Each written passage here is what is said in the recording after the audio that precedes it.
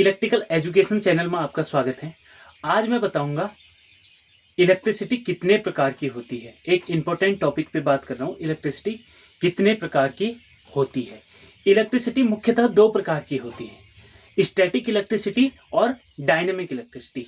अब static electricity क्या होती है? स्टैटिक इलेक्ट्रिसिटी जिसको हम एक स्थान से दूसरे स्थान नहीं ले जा सकते, उसे स्टैटिक इलेक्ट्रिसिटी कहते हैं, यानी कि स्थिर विद्युत।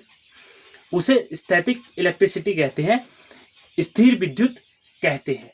ठीक है, जैसे एग्जाम्पल के लिए, जैसे हमें कभी स्वेटर में लगता है, हल्का झंझनाहट टाइप की होती है, और किसी जैकेट्स में लगता है, तो उसे स्टैटिक इलेक्ट्रिसिटी कहते हैं। और दूसरे प्रकार की होती है डायनेमिक इलेक्ट्रिसिटी। डायनेमिक इलेक्ट्रिसिटी क्या होती है? डायनेमिक इलेक्ट्रिसिटी को हम एक स्थान से दूसरे स्थान पे ले जा सकते हैं, वायर्स की मदद से एक स्थान से दूसरे स्थान पे ले जा सकते हैं। डायनेमिक इलेक्ट्रिसिटी का एग्जांपल दूं तो जैसे हमारे घरों में आती है, वो एक डायनेमिक इलेक्ट्रिसिटी है। सिंगल फेज या थ्री फेज हमारे जो घरों में आती है, वो डायनेमिक इलेक्ट्रिसिटी है। ठीक है, जैसे हम स्विच ऑन करते हैं तो फैन चलता है।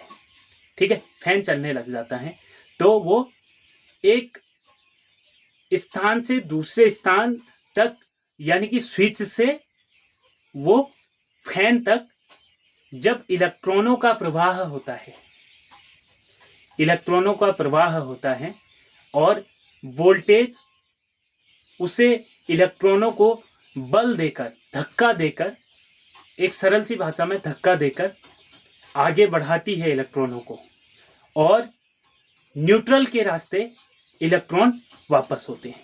न्यूट्रल को वैसे सरल सी भाषा में बोले तो रिटर्न परिपथ भी कहा जाता है। ठीक है, और जो हमारे घरों में इलेक्ट्रिसिटी आती है, उसे आरएमएस मान भी कहा जाता है, आरएमएस वैल्यू कहा जाता है।